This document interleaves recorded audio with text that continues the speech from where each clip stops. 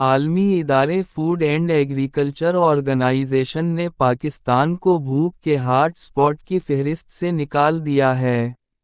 تاہم اندازہ ہے کہ سندھ، خیبر پختونخوا اور بلوچستان جیسے صوبوں میں خوراک کا شدید عدم تحفظ 20 سے 25% تک برقرار ہے گا۔ ایک مثبت پیش رفت میں عالمی ادارے فوڈ اینڈ ایگریکلچر آرگنائزیشن نے پاکستان کو بھوک کے ہاٹ سپاٹ، یعنی جہاں بھوک اور خوراک کا سب سے زیادہ خطرہ اور امکان ہو، کی فہرست سے اب حذف کر دیا ہے۔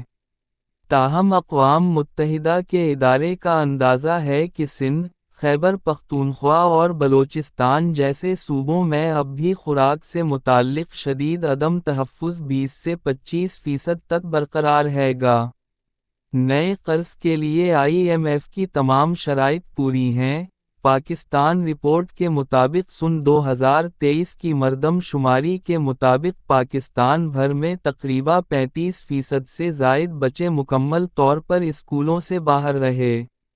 غربت اور مساوات سے متعلق عالمی بینک کی حالیہ رپورٹ کے مطابق اپریل سے جون 2024 تک پاکستان میں اشیائے خورد و نوش کی قیمتوں کی مہنگائی میں کچھ نمایاں تبدیلیاں آئیں، جس سے غریب، کمزور اور متوسط طبقے کے ایسے گھرانوں کے لیے قیمتوں کے دباؤ میں تھوڑی کمی آئی، جو اپنے بجٹ کا 42 سے 48% تک خوراک کے لیے مختص کرتے ہیں۔ مہنگائی میں کمی کے حکومتی دعوے کتنے سچے کتنے جھوٹے؟ تاہم، توانائی سیکٹر کی افراط زر میں 65% کا اضافہ ہوا اور دیہی علاقوں میں نقل و حمل سمیت بنیادی افراط زر کی شرح بھی بلند رہی۔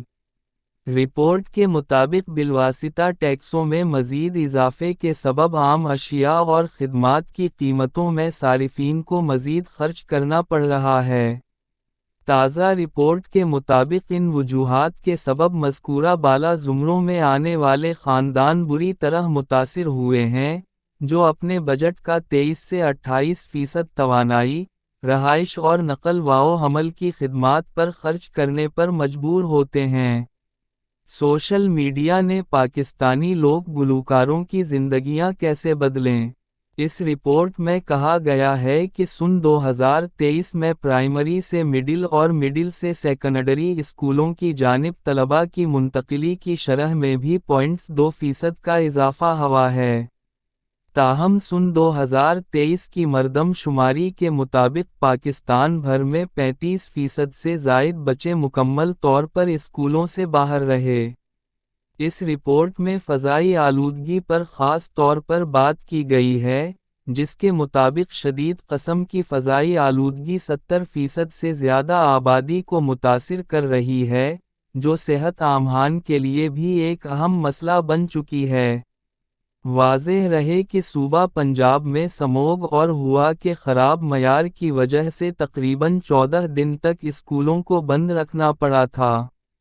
زرعی آمدن میں اضافہ مالی سال 2024 میں حقیقی زرعی آمدن میں 5% کا اضافہ ہوا، تاہم تعمیرات، تجارت اور نقل و حمل جیسے غریبوں کو ملازمت دینے والے دیگر شعبوں کی اجرتوں میں کمی دیکھی گئی۔ مالی سال 2023 کے مقابلے میں مینوفیکچرنگ کی سرگرمیوں میں بھی کوئی اضافہ نہیں ہوا۔ اسی طرح ملازمت اور لیبر فورس کی شمولیت کی شرح اور ملازمت کے معیار کے اشارے میں بھی کوئی اضافہ نہیں ہوا۔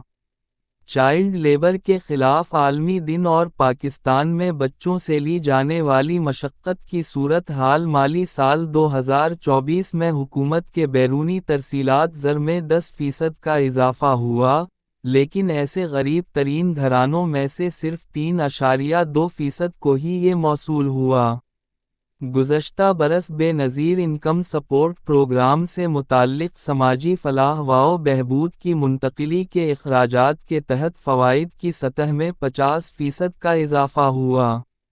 پاکستان میں غربت کی شرح میں تیزی سے اضافہ، اس کے ساتھ ہی 2023 اور 2024 کے دوران عام اشیاء کی قیمتوں کی شرح میں 61% کا اضافہ ہوا۔